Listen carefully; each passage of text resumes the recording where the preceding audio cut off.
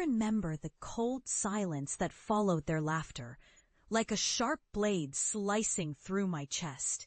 My family's eyes, they weren't just judging me. They were mocking me, ridiculing my dreams, as if I'd declared war on their expectations. I was sitting in that cramped living room, clutching my sketchpad, while my father scoffed. "A painter? You're wasting your life. You'll fail, just like everyone said. You're embarrassing us all." My mother shook her head, her face twisted with disdain. "Why can't you be normal? Get a real job. This isn't who we raised you to be." They told me I was foolish, that I was chasing a fantasy destined to crash and burn, that I'd never make it, that I was a joke. Their words echoed like a curse, but inside, something ignited. I knew I had to leave, not just to escape their shame, but to prove them wrong, to carve my own path, no matter how long it took. So, I packed my bags and left that suffocating house behind. I poured every ounce of my soul into my craft, painting, designing, coding. The nights blurred into dawns as I poured my pain, my hope, my relentless drive into every brushstroke, every line of code. I faced rejection after rejection, failure after failure. My bank account drained, my confidence battered, yet I refused to give up. I was building a life from nothing, a testament to my stubbornness. Years slipped by like shadows. I struggled through the darkest days. Doubt gnawed at me. Loneliness haunted every step. But I kept going. I entered competitions, built my portfolio, worked endless side jobs to keep the flame alive. And then, one day, it happened. A breakthrough. My game, my artwork, my vision, recognized. It exploded online. The critics who once mocked me now praised my genius. My name became a brand, my work celebrated worldwide. And all the while, I knew this moment would come. The moment I'd return and show them what I had become. A creator, a trailblazer, a man who refused to be defined by their narrow minds.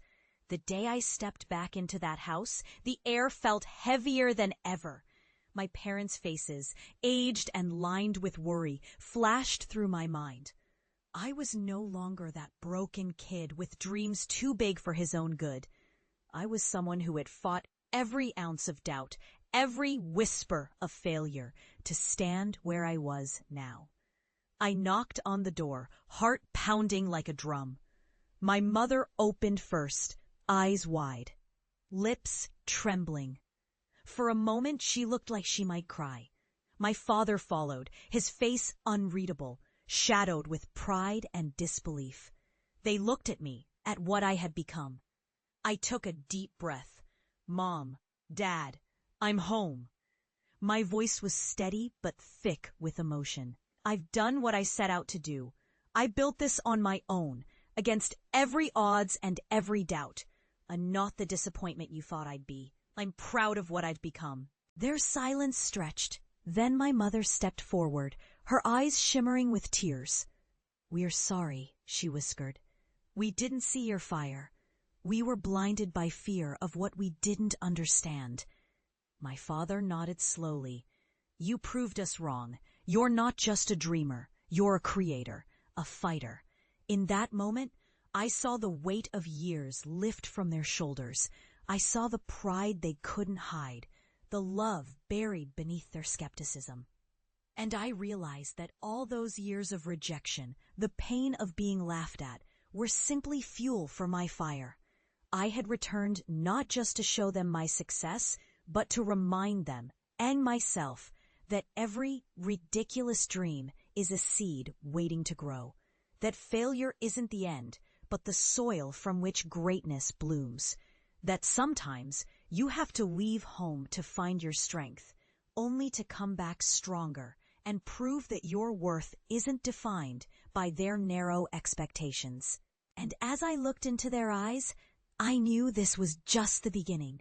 My story wasn't over. It was a new chapter, one written with courage, resilience, and the unshakable belief that no one can tell you who you are or what you're capable of. Because I am proof that the greatest revenge is living your truth loud, proud, and unstoppable.